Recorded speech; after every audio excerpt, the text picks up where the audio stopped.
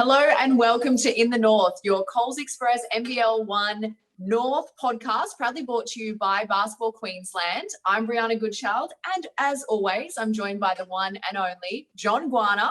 And speaking of one and onlys, I'm also joined tonight by the one and only Jason Cadee.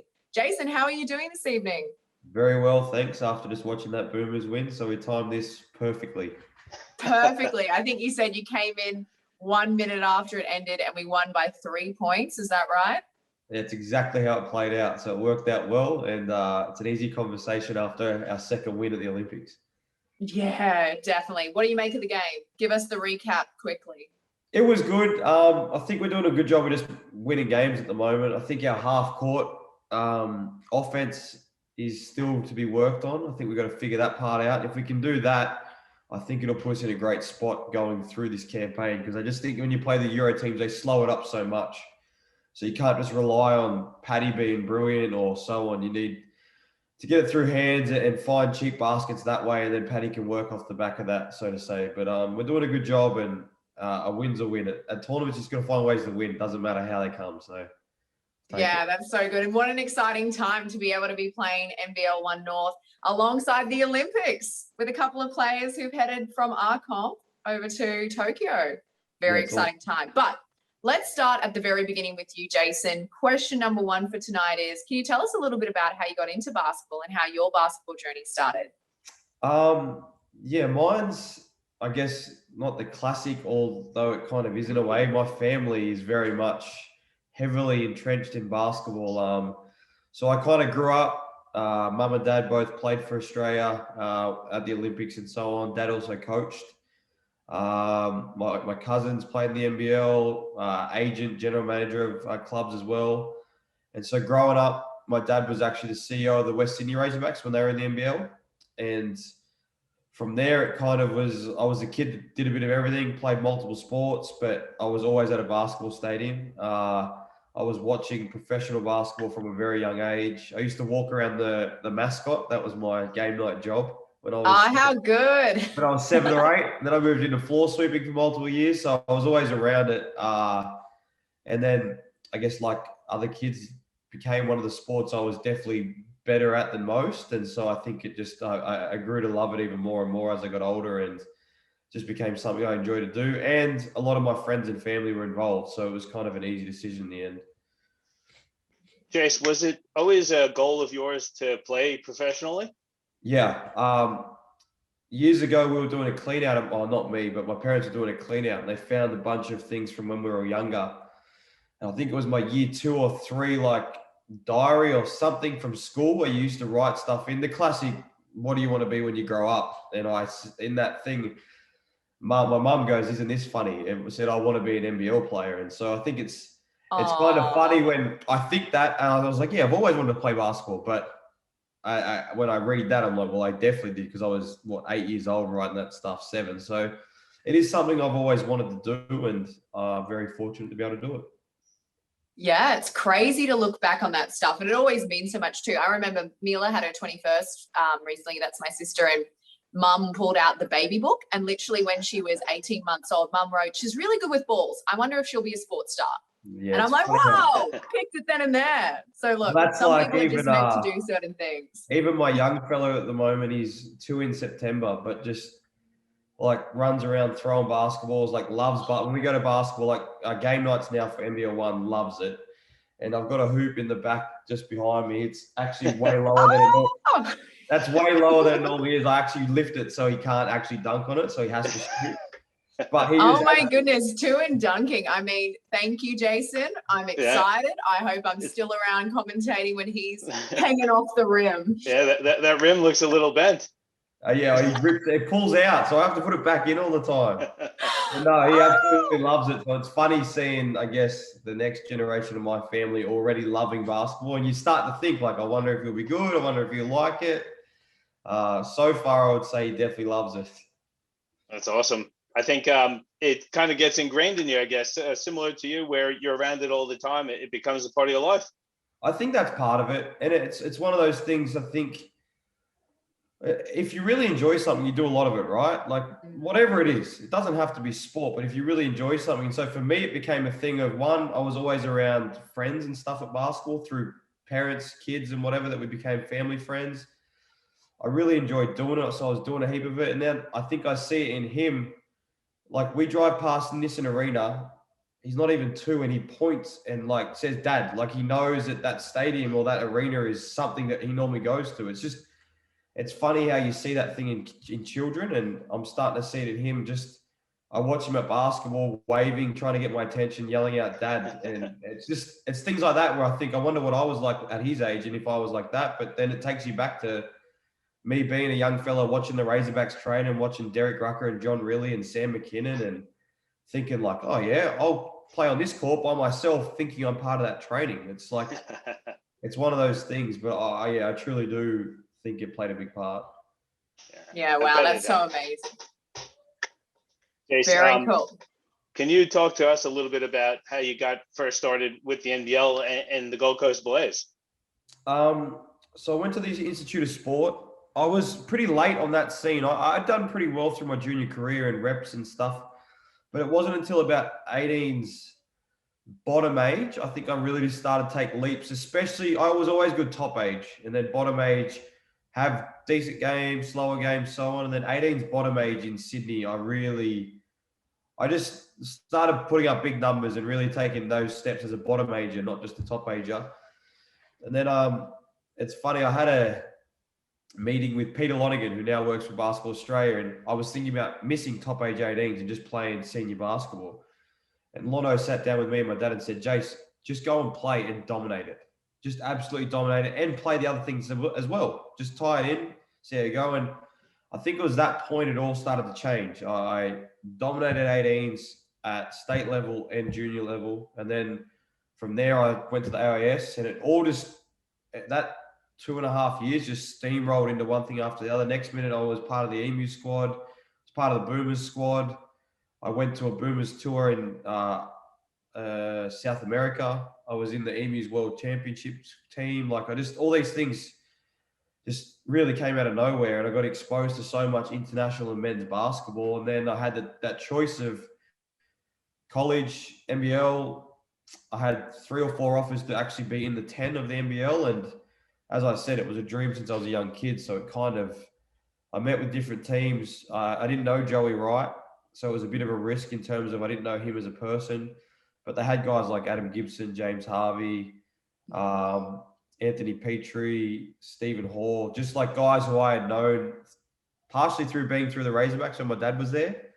And I just knew that those kind of guys, being around them, how could you not enjoy that and want to be part of that? And so it led to me joining the Gold Coast. And I think I don't regret that decision at all. Where would I have gone to college? All those things, it would have been interesting, but I think I made the right decision. Yeah, definitely. Well, I mean, we've been enjoying your NBL career since, so I think it was definitely a great decision. But correct me if I'm wrong, doing a little bit of research, did you recover from a car accident not too long before getting into that NBL season? Yeah, so basically, I was at the AIS, and then at that time, because all the kids we were going away to Worlds tournaments and things like that, you didn't play the full season. You only played like half of it or something. It changed. And so my dad was coaching the ABA team in Sydney at Bankstown, where I grew up. It was about April, and I think I just signed with the Blaze. So I made that decision. So in my head, I was like, I'll go home for a few months, play for Dad, get ready to go into preseason for the Blaze and move up there. It just seemed perfect timing to do all that stuff. Marty Clark at the time was going to Adelaide. He just signed as Adelaide as the head coach. So there was a bit of change happening. I went home, and then, 2 months later, got stuck in an accident on the freeway. And that just threw everything upside down at the time. Was broken pelvis, was stuck in the car for an hour and a half. It was basically learn how to walk, run, figure all these things out as an 18-year-old. It was probably lucky I was 18, because if I was now trying to deal with that, I don't know if I could. But I was naive, young, and just kind of treated it like any other injury. And I guess that probably helped me get back. I think I was supposed to be out for 8 to 12 months, and I played after 5.5. So Wow. I recovered really well, not without fault. That first season and off season was tough. There were games where I couldn't even walk after them or trainings, and so there was a lot happening. But yeah, it was a scary time. It's something I now, as an older person, am very happy with. And my young fellas heard me talking. It's cheering you on. Go, Dad. Want to say hi? Oh, hello. Say Hello. hi. Wave. Oh, you go shy. No. Hey, Come on, oh, we got a wave. little wave. Hello. There we go. Mwah. Can you dunk? See you, buddy. I hope we didn't wake him up, Jace. Nah, he's a night owl. He's a bit like me. All right. A night owl. That's hilarious. So, Jace, moving on, you got into with the Blaze. You started your NBL career. Now if we bring it to a little bit closer, you've been up in Queensland for a few years now. You had played for the Brisbane Capitals and you led them to 2 state league titles. How did you end up moving from the Brisbane Capitals after the success you had to the Gold Coast Rollers this season? It was really hard. I played in Adelaide. Whenever I've been in Sydney, I played for my home association. I couldn't play for anyone else down there. But I almost, the decision to leave was as hard as if I would have to play somewhere else in Sydney almost. I really, really enjoyed the Caps.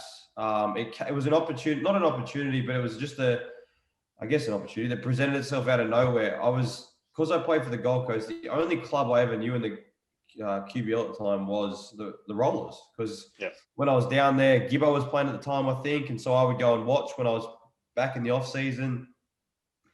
And so I actually, when I decided I was going to play in the off season, I felt I needed it.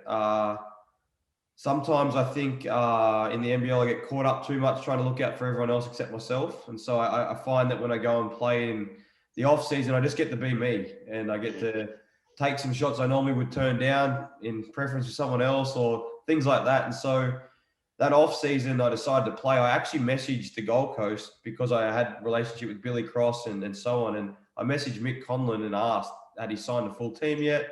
And they'd signed 2 imports. And so I was like, all good, mate, no big deal. And then Sammy took the coaching job. He didn't believe me that I was actually going to play. He was like, are you really going to play or are you just going to play 3 games? And I was like, no, I'm going to play. So it ended up leading me to the Caps. And 2 years on, we win 2 titles. I have a ball of fun. I really enjoyed the people at the club, the boys there. They were awesome. And then it was just one of those things. As I said, I had a relationship with Billy Cross for a number of years. I kept telling him at one stage, I'll play for you. At one stage, I'll play for you. And I kind of in my head thought before COVID hit, I'd have one more year, which was supposed to be NBL1 Capitals. In my head, I was like, we'll win that first year in with the Caps. And then I'll go to the Gold Coast on the back of that and help Billy build a program down on the Gold Coast with a lot of kids I have to do with through the junior stuff, through Peach and stuff like that. So it was I had to premeditate it a little bit in my head so that I could do it because it was a struggle to leave the Caps. Just because I was enjoying my basketball so much, it kind of felt like my club. But in saying that, I've really enjoyed my time so far with the Rollers. Can I just ask you one question and answer it honestly? Is the real reason you joined the Gold Coast Rollers because Anthony Petrie is the only other New South Wales supporter in the whole state of Queensland in the basketball NBL1 North? It's a big part of it. He's also my best mate. So he's the godfather of mine and I'm the godfather of his youngest. So no, it's definitely a part of the reason I basically forced him to play some games. So I think he'll be back this weekend from injury. So I'm looking forward to that. Oh, that's exciting for us as well. Yeah, very exciting. And look, speaking on this note about how you're going so far this season, you're doing pretty well, Jason. You're averaging 24 points, 10.5 assists, and a good handful of rebounds. And I mean, you didn't play for us on the Friday night, but we did play on Saturday and got that double-double with 25 points, 12 assists, 3 rebounds, and 2 steals. So how are you finding the inaugural season of the Coles Express NBL1 North? Yeah, it's been good. It was actually challenging because our season went so long with the NBL. And so in the past, we've had a solid 4 to 6 weeks before the start of the NBL1 or whatever it was before. So there's been a a process of, I guess, for us being able to just completely get away from basketball and kind of rest, because it does as you get older. When the season finishes, your body kind of just goes into shutdown. Like it's kind of like mentally, you're done. And so normally you have that process of being able to do that, have a break, and also, I guess, have some time with the group leading into the season. Like that was the best thing about that year with the Caps. I had 3 or 4 weeks training before we started. Yeah. So with this group, it was harder because it would have been easy if I was with the Caps because they know me. And so for this group, they had nothing to do with me other than Peach, really. Cal and Goldie, yes. But the whole dynamic, they played 4 or 5 games. And then I roll in, I trained, I think, once and then played on the weekend. And I was awful, by the way, awful.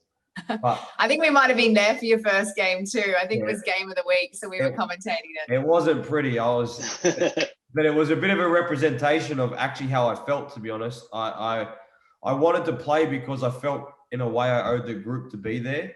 I probably, in hindsight, if I was doing it, I would have just taken another week or 2 off. But I wanted to play because I knew how much my impact would have on the group going forward long term. So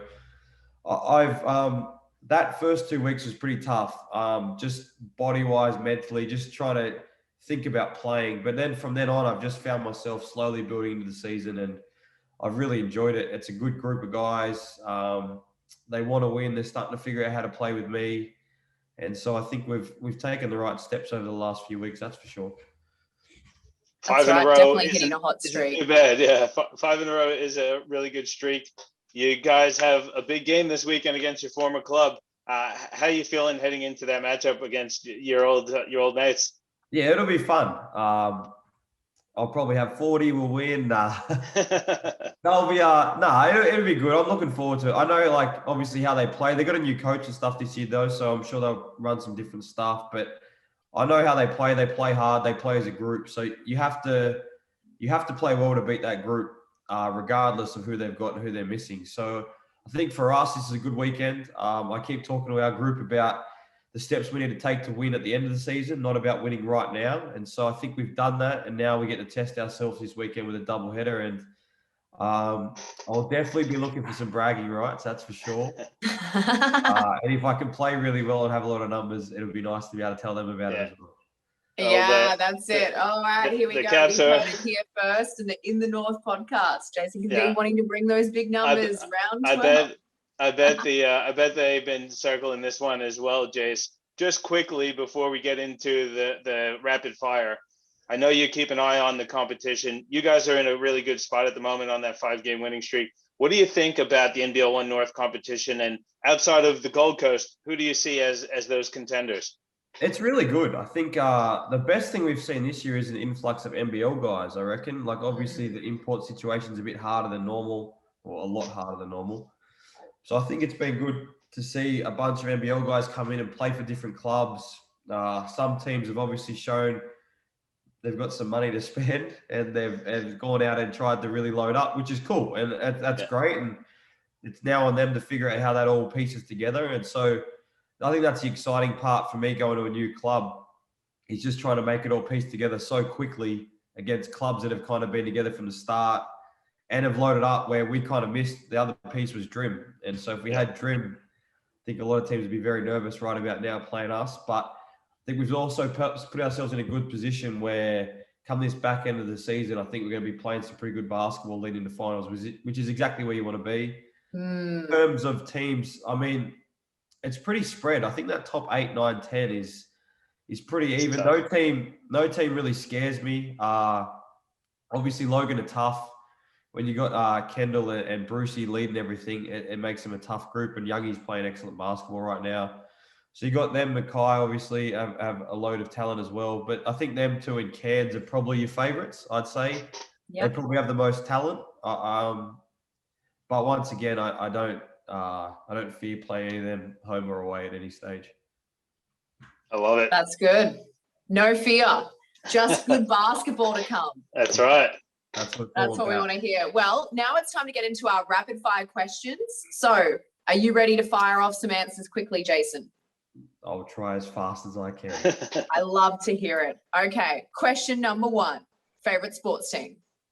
If we go basketball, it's the LA Lakers. And outside of basketball, actually the Canterbury Bulldogs.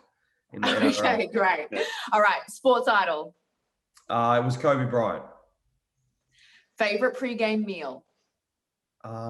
Become a big fan of just Japanese, just the old like the Oh, bowls you can get, like the chicken teriyaki bowls and stuff like that.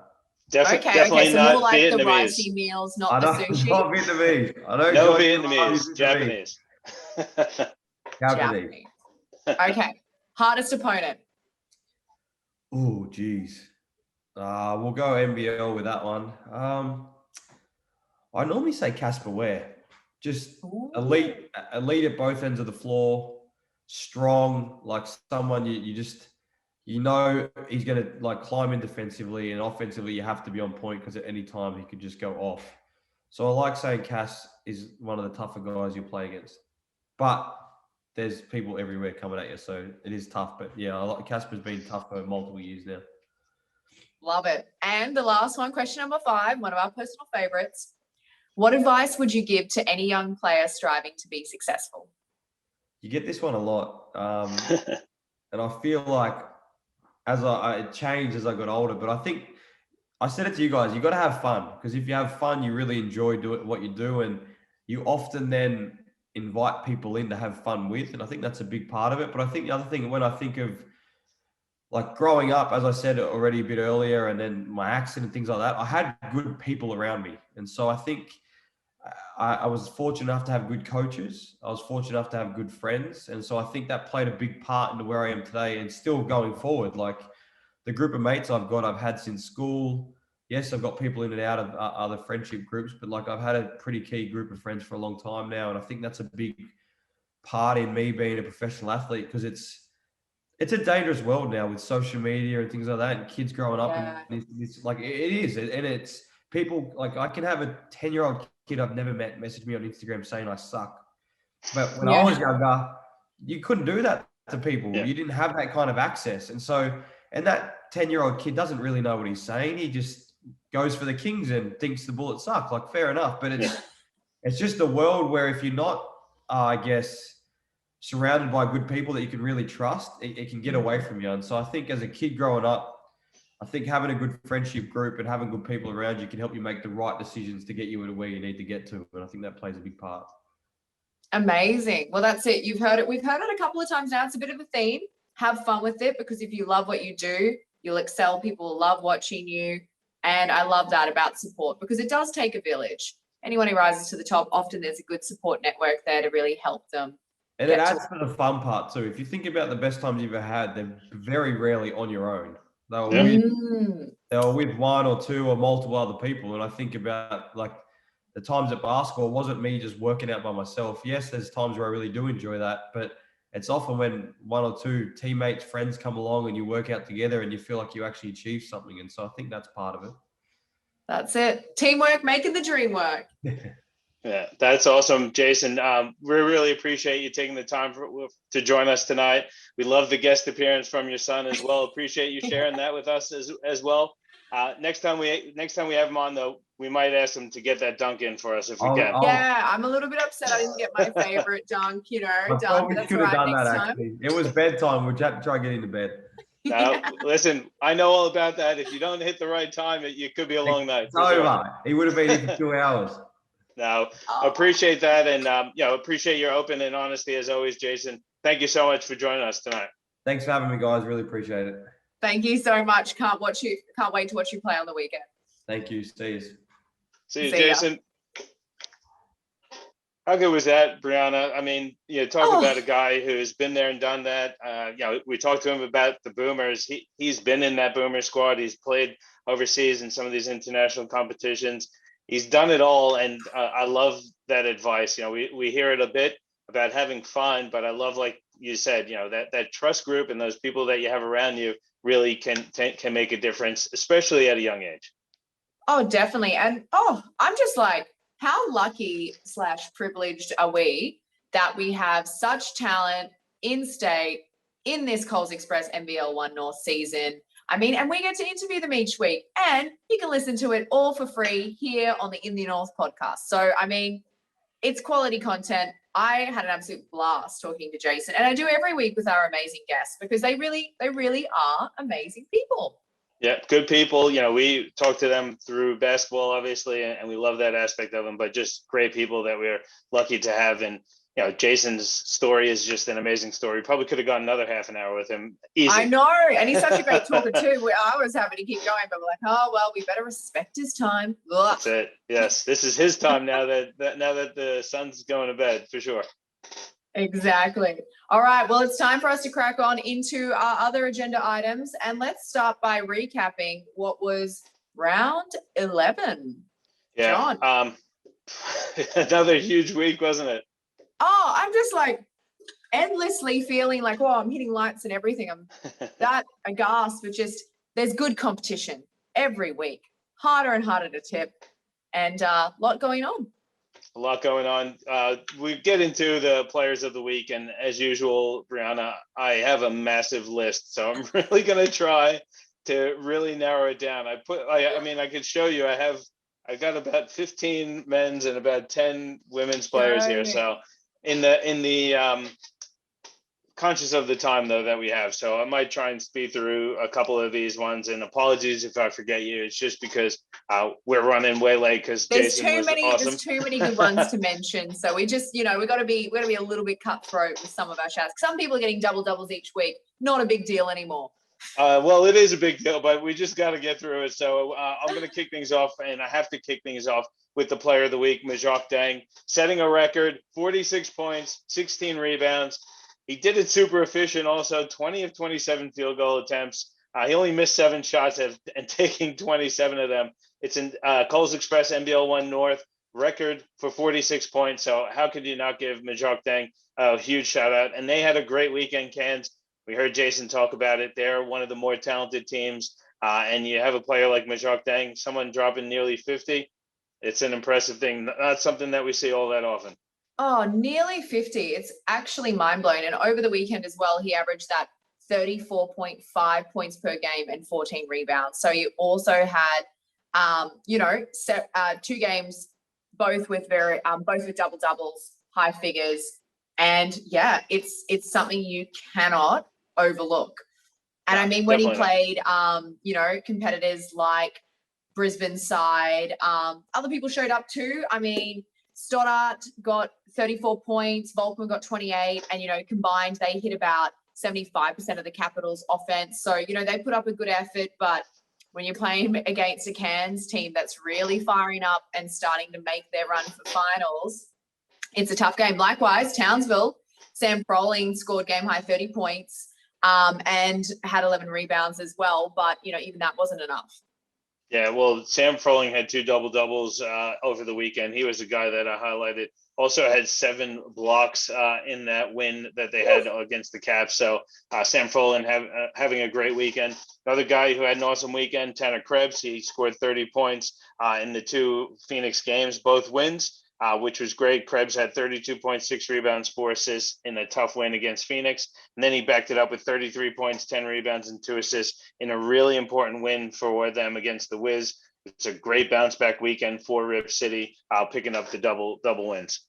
That's right, because we saw them in that earlier round as well, where they went down to North Side. And when we were talking about tips last week, it's like, will lightning strike twice for them? I'm actually really glad to see USC come back with a bit of oomph this week. And it was definitely Tanner Krebs leading the way and being really dominant in that display.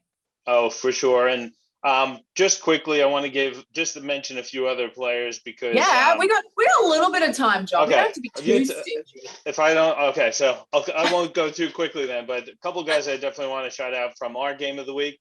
We gotta go Boston Maslin. The guy did not miss a shot. 8 of 8 field goals. 7 of those were 3-pointers. 25 points, 3 rebounds. That was just so fun to call. And, Boston has had some of those moments throughout his career here in Queensland, and still a really young guy. And anytime you can be perfect from the field, regardless of how many shots you take, but particularly with 7 of his 8 opportunities coming from 3-point land and hitting all 8 of his shots and all 7 from 3, it was just a lot of fun to watch and a great shooting performance. Also want to shout out Jeremy Kendall, his teammate, 21 points, 15 assists and 3 rebounds, and that was a blowout win over Spartans for Logan. Yeah, the whole team really came to play, and it was just so exciting to see, so many people get on the score sheet and hit those double figures or have really solid, decent games. So it was definitely something exciting to commentate, mainly from the Logan side. Unfortunately, from the Spartans side, we didn't see their best performance. I think it was hard to see anyone really hit their stride there. They just struggled. They came out with good energy, but they lost it quickly. And yeah, for the Spartan side, it's going to be interesting seeing them sort of take this forward. They've definitely been really hot and cold, and unfortunately, they had a bit of a cold week this week. Yeah, for sure.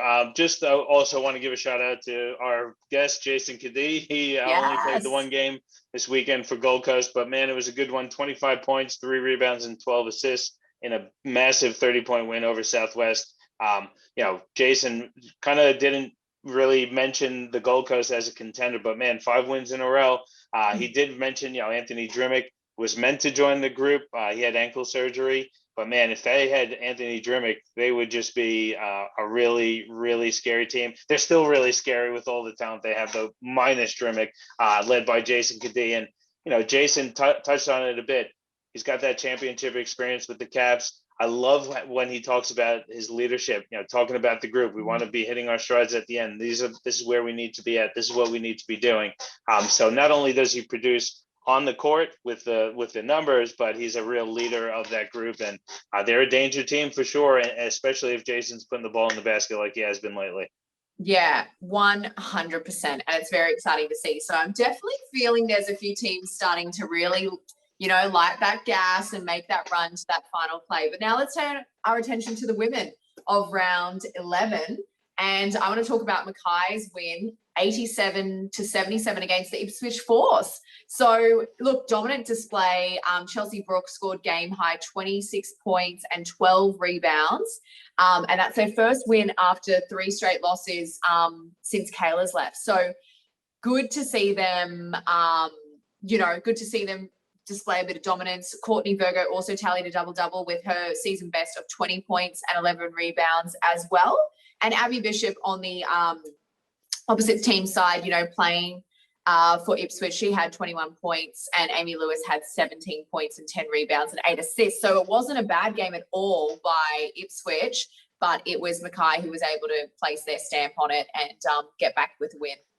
Yeah, that's a great win for Mackay and a tough loss for Ipswich because they seem to kind of start to get into a bit of form, and Mackay was struggling. So, a great result for the Meteorettes and a tough loss for Ipswich. But, Chelsea Brooke is going to have to carry the load, and she certainly did in that game and that big win over Ipswich. I want to go back to the Gold Coast and give a shout out to Casey Samuels.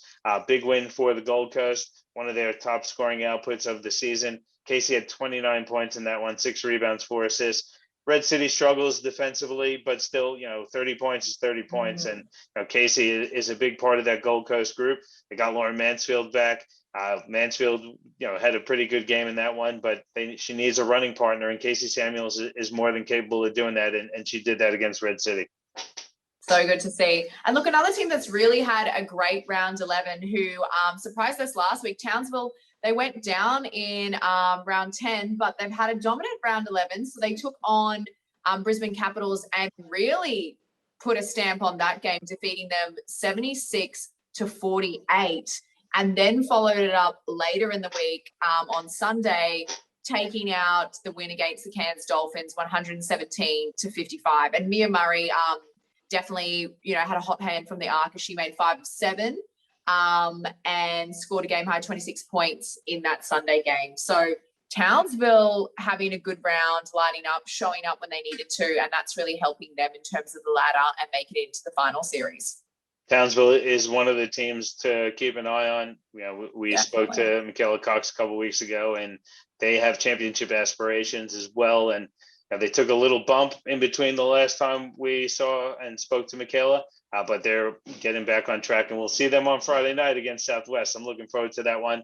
One of the other teams that is really hitting a real purple patch is the Northside Wizards. They had a doubleheader. They had picked up 2 really nice wins against Red City. Courtney Woods had 29 points, 4 rebounds, and 3 assists. And then they backed it up with a really important win over RIP. Tiana Mangakea, 29 points, 4 rebounds, 6 assists in that one. That's a massive win for Wizards against a team that they're battling for positioning with on that ladder. I do also, though, have to give a massive shout out to Carly Smith, 16 points, 25 rebounds, and 6 assists. 25 rebounds. Is it even humanly possible, John?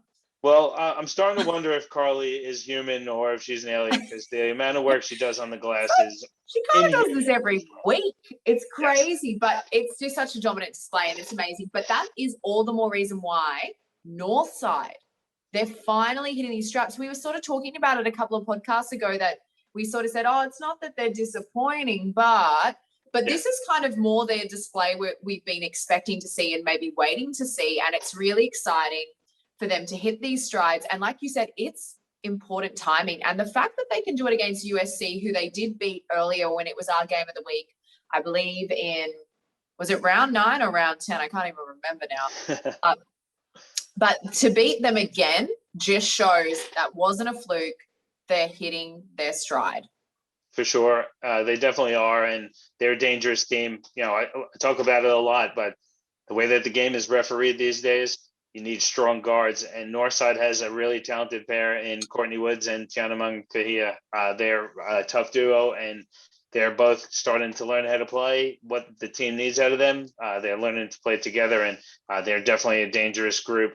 And I don't have a particular player I want to shout out. I only have one other thing that I wanted to talk about, and I think it's probably a pretty decent segue into where we want to go. But ooh, okay. Can I give a shout out to the Lady Spartans, because that was an awesome win, but just a great team effort that they had in that tough game against Logan. That was, in all honesty, Briana, people will question when I say this, and they better not, because that was probably the best game, or one of the best games. I would call it probably like a top 3, at worst top 5 games that I've called in the years that I've been calling games here in Queensland. It was just an awesome game. 2 awesome teams going at it. It was back and forth. One team took the lead, the other team took it back, and back and forth they went. And the Spartans, as a group, they really came together as a team and brought it home together as a group. And when you look at the numbers, they have that well-balanced attack. They have multiple players in double digits. It was such an awesome game to call. I just want to give a shout out to the team and both teams, really, because it was just a great, great game. If you didn't see it, go back and watch it, because it was that good. That's it. You'll hear us screaming because, to echo Jason Cadee's advice to everyone, love what you do. And I loved calling that game. It was, I'm right there with you. It was some beautiful basketball. Like, we were blessed to be there in the flesh, calling it as the game of the week. It was a great turnout to the stadium. It sold out a couple of weeks in advance. And thank goodness it did, because it is a crime if you haven't seen it. Go back and watch it. Some sensational ball. And it was a tough matchup. It was so tough. And it was the first time we'd ever seen that matchup of the Spartans ladies taking on Logan ladies. And it was exciting to see them have to work it out. I mean, it wasn't a clean sweep to begin with. Spartans showed early dominance, but then Logan came back, then Logan was in front, exactly as you mentioned. But what was so thrilling about it was seeing the different ways they played. It was like a chess game, so strategic. And I think that's the real beauty of, I want to say, especially women's basketball. It's almost played as sometimes a bit of a different game where we get to see this next level of strategy. It's all about piecing the players together. And you're not just relying on brute force or, people that are taller or this, that, and the other. It's about using these pieces and really playing the chess of it. And that was what we saw between Logan and Spartans. Someone would call a timeout. All of a sudden, the tables turn. Next minute, someone else calls a timeout. And then we've got something new into the mix. So it was a real battle of fittest. And look, Spartans, to their credit, I made things interesting and ended up tipping Logan, although I did say last week that I did think Spartans would have it because of their incredible depth. And they did. They just, in the end, Logan just ran out of a little bit of legs. Michaela Roof had a great game, but, it wasn't the best we've ever seen with her. Michaela Can had an awesome game and was definitely leading the charge, and many of the other Logan ladies. But the depth of Spartans, we had Maddie Willie getting 21 points, including 3 of 6 3-pointers, including also 4 rebounds, 3 assists. Maddie Roche, 21 points, 5 of 8 3-pointers. Nadine Payne, 20 points, 10 of which she scored in the final quarter. Kalani Purcell tallied a double-double with 16 points and 12 rebounds. So you can just see, and like so many other ladies got onto that score sheet as well. So it was great to just see how much they brought to the game. And Kieran Byrne was a big part of this in coaching it as well. You know, he did say he wanted to play to win in the finals and get more of his bench involved, but Logan gave them such a good run for their money. They weren't able to do that until, you know, much later in the piece. So what a game. Yeah, and, you know, the thing is I'm upset that we only get to see that once in the regular season, but, you know, I don't want to sound biased, but I want to see more of that. So hopefully they meet each other in that 3-game series. Imagine having 3 opportunities to see 3 games like that. It would just be amazing. And I'm not discrediting any other teams. Please let me be clear on that. I'm just saying that was such a great game that I would love to see more of it. And it would be a shame if we don't get to see them play again. Oh, we surely have to. And I mean, exactly. I'm with you. I definitely think, you know, I think Spartans are the clear front runners, but that, you know, now Logan has played them, you know, it opens things up. If we can get different players firing, if people, you know, don't show up to play or just have off weeks, you know, it's all up in the air. And the 2 teams that it could have flipped, it could have easily been Logan just nipping away and getting just out in front. So I think we've got a very exciting final series coming our way. So let's see how that ladder pans out. We definitely do. On that note, do you want to talk us through a little bit of the finals format? Yeah, sure. I'm gonna give a very confident yes from John Guarna. He would love to talk us through. I'm gonna give it a go. So obviously the final series is a little bit different. So the top 8, the way that it will work, quarterfinals, you know, first host 8th, second host 7th, third host 6th, fourth host 5th. Then the semifinals goes to the highest ranked quarterfinal winner. And then the lowest ranked quarterfinal winner will play each other.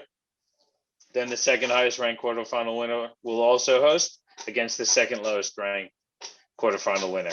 And then the 2 semifinal winners will play each other in the best of 3 series. Obviously, it goes based on points. The positioning obviously also will go into effect. So in this instance, again, Spartans are undefeated. They'd be at the top of the ladder, obviously. And then Logan would be in second, and so on and so forth.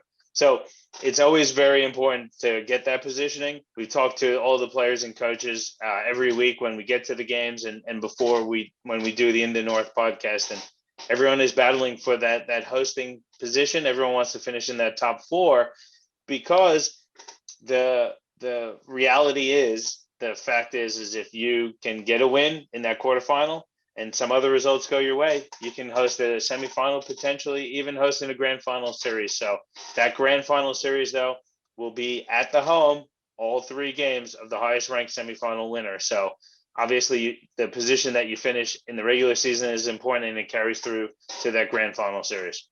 Definitely. So all the more reason to play to win, you know, and that's what we've been seeing, and hence why there's no games dropped, as in, you know, even if things are starting to blow out, we don't see our teams ease off. And that's something good that I enjoy seeing. You know, people are playing for the points, they're playing for the practice, they're playing to get into that top 4. And that's exactly right. For your, you know, you want your odds to be in your favor, you've really got to gun it.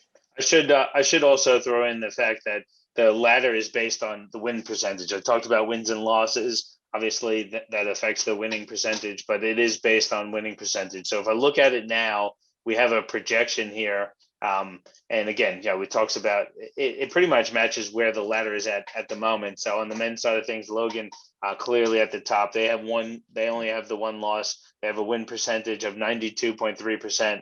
They can get up to 90, just above 94, but their lowest would be at 70%. Mackay second, Gold Coast third, Townsville fourth. Townsville and Gold Coast are pretty close, and Cairns also is pretty close on win percentage in the men's side of things. And even, you know, the University of Sunshine Coast, Rip City, off of their wins on the weekend are kind of in that mix as well. On the women's side of things, it's definitely Spartans and Logan, at the clear top two teams at the moment. Yeah, you Obviously, can't beat 100%. Yeah, you can't beat 100%. Logan is at 92.3, similar to the men, because they both have one loss. And then Townsville and Mackay round out the top four as it currently sits. But a team that I wrote off a couple weeks ago, Sunshine Coast Phoenix, in the women's side of things, they're right in that mix too to get a home final at 9-4, 69%, 69.2 winning percentage at the moment. So Exactly. shame on Well, me. actually, Shame on me. Yeah, there's a point I wanted to make on that as well, because I actually had a note to touch on that in the Players of the Week, but didn't get around to it. But Sunshine Coast Phoenix had a great round, and it's because a lot of their teams come back. I mean, we sort of done a couple of games of theirs in a row. I think it was 3 for the Games of the Week, and that was all when they had injuries and people absent. Some of their key starters, so they had to really go deep on their bench. But since guards like Kathleen McLeod are back, she had a big game, getting plenty of points, nailing a crucial 3-pointer in the last 38 seconds of the game. And, that team coming together, they were able to beat teams like USC, who we know aren't easy, but they were one of the reasons USC, fell short this week. So, yeah, I'd kind of almost written them off too, but here they are showing up again, and let's see what happens. Yeah, so we didn't get to Majok Dang. I mean, we talked about him, though, in the Game of the Week. 46 points. What a phenomenal performance. Yeah, we already touched on that. He is just showing up to play, and I think really helping lead the I was going to call them the Cairns Taipans, but well, they more or less are, but leading Cairns to have like a good run towards that final series. Yeah, he was awesome. He's a guy who can do it at the NBL level. And again, if he's playing like that and Kansas is getting production from him like that, that's one of the reasons why they're one of the danger teams to take away the title. And, I think they need to get that consistency going for Cairns. But Majok Dang, he's a super talented guy. It's good to see him healthy and putting out numbers. And, I can't wait till we get to see them in person as well in a couple of weeks. Going to be so exciting. So let's talk about round 12 that we have incoming and start with our game of the week. Friday night, we're going to see the Southwest Metro Pirates take on Townsville. Now, for tips, actually, John, you're still in front by just the one tip. Okay, so we had a good tipping weekend. I haven't slid down the slope, but John is still one in front of me. So that means, John, you must therefore put your tips in first. So who you got? No worries. Friday night, I think it's going to be a couple of good games. I think the women's game will be particularly good. I'm going to go with Townsville, though, in that one. I think they realized the opportunity they have in front of them. That's a game that they should win. And if they have championship aspirations, they need to win. So I'm going with the Townsville Flames in that one. And on the men's side of things, I got to go with Townsville as well. Southwest just cannot match up with Sam Froling. I think he's going to have a massive game. And I'm really looking forward to seeing some of the complimentary Townsville players. I really can't wait to see Jalen Patton Croker in person, because he's having a great season. Yeah, and I'm looking forward to seeing him in that game. I think Townsville in both. Yeah, I'm also going Townsville for both. All right, moving on to Saturday, Gold Coast Rollers take on Brisbane. And this is the game Jason was flagging. As the rivalry game, his ex-club. Who are you going, John? This one, the women's game, is a tough one for me to tip. Yeah. The game is down at the Gold Coast. Typically, I will go with the home team in a close one. I just have a feeling that Brisbane, and I'm going on my gut, I just have a feeling that Brisbane's going to get the win in that one on the women's side of things. And on the men's side of things, I'm going to go Gold Coast. I think, the Caps are in a little bit of trouble. Gold Coast is really hot playing in front of their home fans. I got to go Gold Coast in the men. All right. I'm going to disagree with you on the women's side / make it interesting. I'm hoping that Gold Coast at home can really bring it and fire up together. So I'm going Gold Coast for both. I like it. Moving on, Ipswich Force take on USC. Who are you going? Man, again, another tough one. I'm looking forward to that women's game. I'm a believer in that Ipswich Force team, so I'm going to go Ipswich at home in the women's side of things. I just think Rip City at the moment is struggling. And I know Ipswich, again, they want to make the 8. They need the win. It's a desperate times for them. And in the men's side of things, it's a toss-up for me. I'm curious to see if Matty Hodgson's going to be back. I do think even if Matty Hodgson's there, though, I think Rip City has too much talent, particularly in the backcourt, even though you got Isaac White tearing things up for Ipswich. I'm just going to go with Rip City because I like the way that they bounced back last week, and I think they keep the momentum going. I like it. Look, I'm going to go Rip City for the men's as well. And I just think they've been on a bit of a losing streak. I feel like maybe they could bring it back. And Ipswich has been shaky for me. So I think I'm going to try and go USC for both. Moving on. We've got Red City Raw take on Townsville. Who are you going? I mean, I have to go Townsville in both of those. Again, a lot of it has to do with the Sam Froling factor. I think, again, Red City, we thought that they might be able to put something together, and then they had the tough weekend last weekend. I'm not saying that they can't do it. I just don't think that they will. So I'm going Townsville in both of those as well.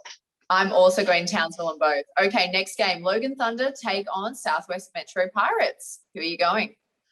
Again, I think Logan, especially on the women's side of things, definitely want to bounce back after tasting their first defeat.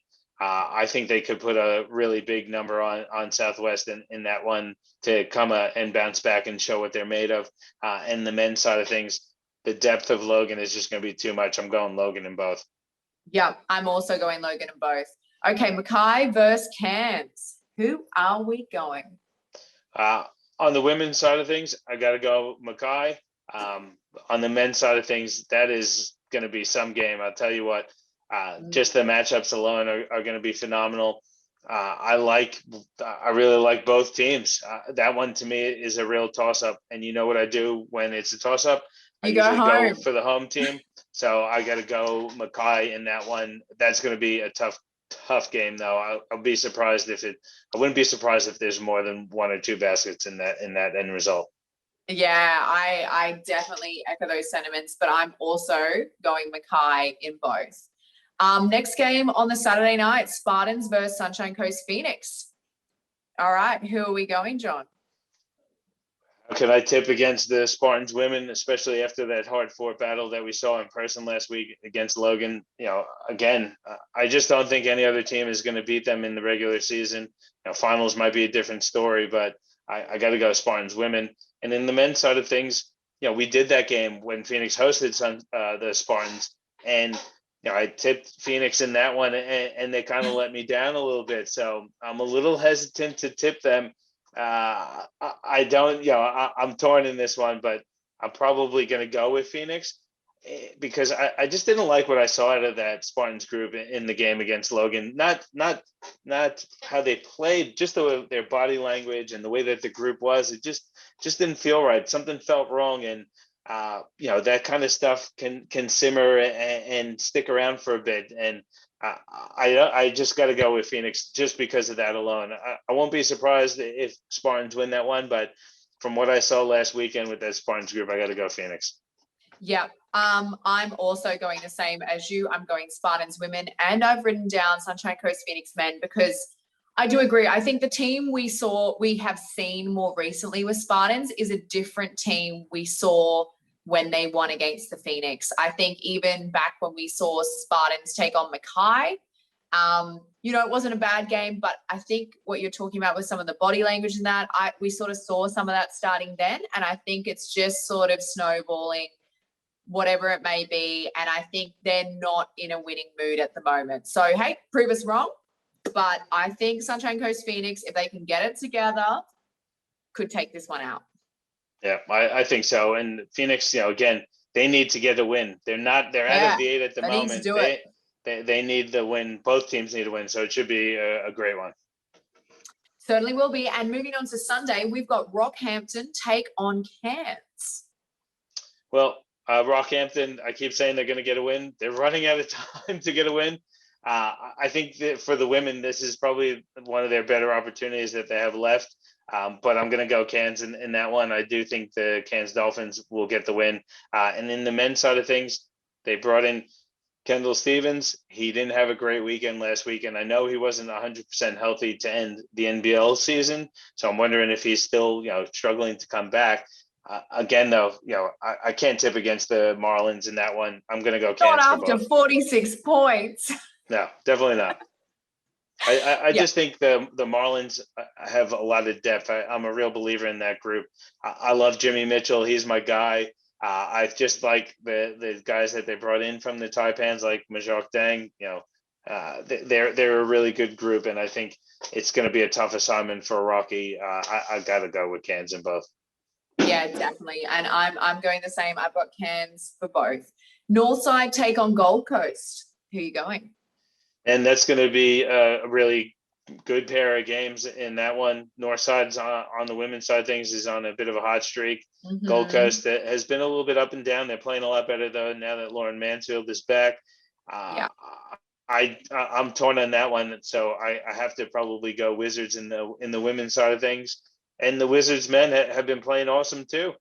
Since Mitch McCarron's joined the group, he's shown great leadership. A lot of the other guys are stepping up, like Aiden Krause and Atem and Jesse Gee. Yeah. Gold Coast Rollers, though, on the men's side of things, they're rolling pretty good. And I think they're going to come into that game with a lot of confidence. I'm torn, but I'm going to go Northside women. I'm going to go Gold Coast men. I'm echoing you as well. I'm going Northside women and Gold Coast men for much the same reasons. I love backing Northside, but I just think Gold Coast potentially just have a little bit more consistent form at this point. Yeah, a little more depth also, a little more score and punch, I think, across the board for Gold Coast. A little bit more experience. Not very much, but they've just got a little bit more age to them. Yep. Okay, last game of the week on the Sunday, we've got Spartans take on Red City Raw. You got to go Spartans women. Enough said. And on the men's side of things, it's going to be an interesting one. It all is going to depend on which Spartans group turns up. I know Red City turns up with McDowell White brothers. They've played at Spartans before, so they may want to show out. And I think, Red City could put up a really good fight in that one. I just think that they don't have anyone to match up well with Lamar Patterson. It's going to be a shootout. I think Patterson and Dirksen probably could have really big games against Red City. So I'm going to go Spartans in the men also. I'm going to go Spartans for the double. Yeah, I'm going Spartans for both as well for much the same reasons. And I feel like if our predictions are right earlier in the week, Spartans will want to get a win by the end of the week. So that's another reason why I'm backing it there. Okay, well, John, that is it. We have put in, officially locked in, throw away the key. Our tips for round 12. Golly gosh, we are almost through this regular season. How are you feeling, Briana, John? You're not going to conspire again with Bree to magically give yourself an extra tip this week because you're trailing, are you? I mean, like, history is not going to repeat itself, is it? No comment. Next thing I'm out of the discussion. Next thing I know, I'm only one tip up. What's going on here? Where is I need someone checking these. This these sounds statistics. like sore loser chat to me, or should I say sore just winner chat? Enough garbage. It's a fair comp. It is a fair comp. I know it's tight. We're coming down to the wire too. It's great. I know. Who's going to take it out? Please. But we'll have to see. And look, it's getting so exciting. This has been another one of your Coles Express NBL1 North competition podcast brought to you by Basketball Queensland. It's in the North. It's exciting that it's back up on YouTube. It's on Spotify, and you can now get it on Apple Podcasts as well. So thank you for listening. Remember, you can get all the NBL1 games at nbl1.com.au or on the NBL app. And make sure you're watching the Coles Express NBL1 North because we've got a big round coming and we're gearing up for our final series. So much to watch. 3 more rounds until finals. I can't believe that. It's too much. It's too much. That's it. And again, every game counts. That spots in the 8 are still open. So make sure you get down to the games, support your local association. That's right. And look, thank you so much for joining us. Thank you to Jason again, who was an awesome guest. And we look forward to seeing you next week in the North. Bye for now.